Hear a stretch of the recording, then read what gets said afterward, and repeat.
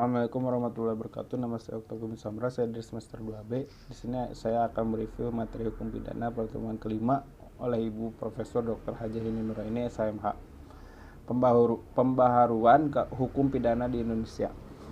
Sejarah berlakunya KUHP di Indonesia berasal dari WPS Belanda melalui pasal 75 RRJO, pasal 131 IS sejak 1 Januari 1918 berubah menjadi WPSNI.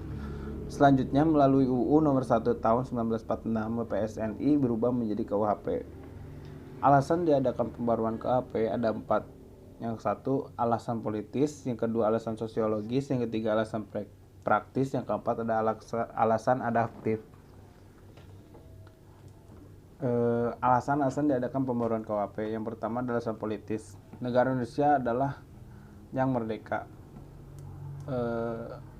Oleh karena itu sudah sewajarnya lah kalau memiliki KUHP yang sifatnya nasional yang merupakan hasil ciptaan bangsa Indonesia sendiri. Dengan menggunakan KUHP, warisan kolonial Belanda dapat diartikan bahwa secara politis Indonesia masih dijajah Belanda. Yang kedua ada alasan sosiologis. Dalam KUHP warisan kolonial Belanda masih ditemukan. Terdapat nilai-nilai budaya dan agama di Indonesia yang tidak diatur dalam KUHP, bahkan tidak mendapatkan pengaturan.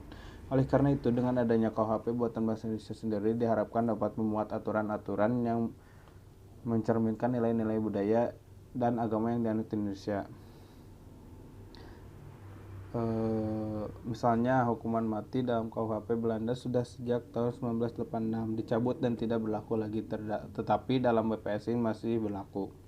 Dalam WPSNI tidak mengatur tentang perbuatan homoseksual, kumpul kebo, perbuatan cabul dan lain-lain yang dilakukan oleh orang dewasa. Alasan praktis, dewasa ini masih banyak sarjana hukum di Indonesia yang tidak mengerti atau menguasai bahasa Belanda secara lancar. Padahal teks resmi yang asli dari WPSNI adalah bahasa Belanda.